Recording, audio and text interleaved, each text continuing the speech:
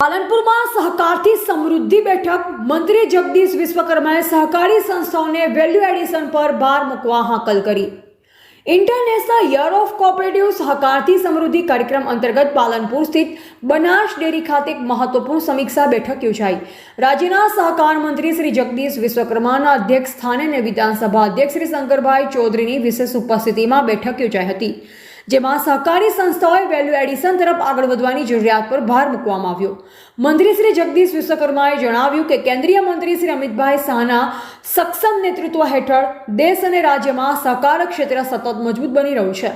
તેમણે ઉમેર્યું હતું કે સહકાર ક્ષેત્રે ગુજરાત સમગ્ર દેશમાં અગ્રહરોળમાં પહોંચ્યું છે અને તમામ જરૂરી વ્યવસ્થાઓ તથા પ્રવૃત્તિઓ ઊભી કરવામાં આવી રહી છે। મંત્રીશ્રીએ બનાસકાંઠા જિલ્લામાં સહકારી માળખાની વિવિધ પ્રવૃત્તિઓ વધુ મજબૂત બને તે પર ભાર મૂક્યો।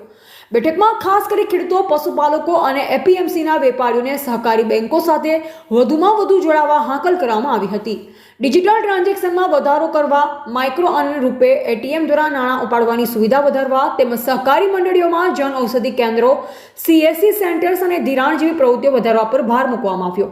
બનાસ બેંકની નવી શાખા ખોલવા અને તમામ વેપારીઓને સહકાર ક્ષેત્ર દ્વારા આગળ વધારવા માટે પણ સૂચનો કરાયા।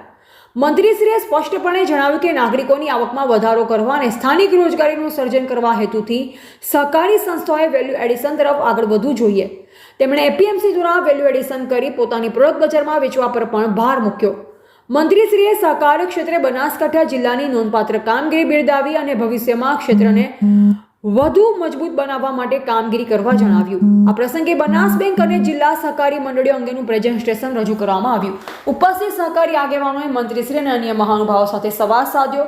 આ સમીક્ષા બેઠકમાં રાજ્ય સહકારી બેંકના chairman Shri Ajay Patel, Gujarat cooperative milk marketing ફેડરેશનના ચેરમેન શ્રી અશોક ચૌધરી, સહકાર સચિવ શ્રી સંદીપ કુમાર, રાજ્ય રજિસ્ટ્રાર શ્રી એમપી પંડ્યા, તમામ એપીએમસીના ચેરમેનશ્રીઓ સહિત વિવિધ વિભાગના અધિકારીઓ અને સહકારી ક્ષેત્રના અગ્રણીઓ ઉપસ્થિત રહ્યા હતા।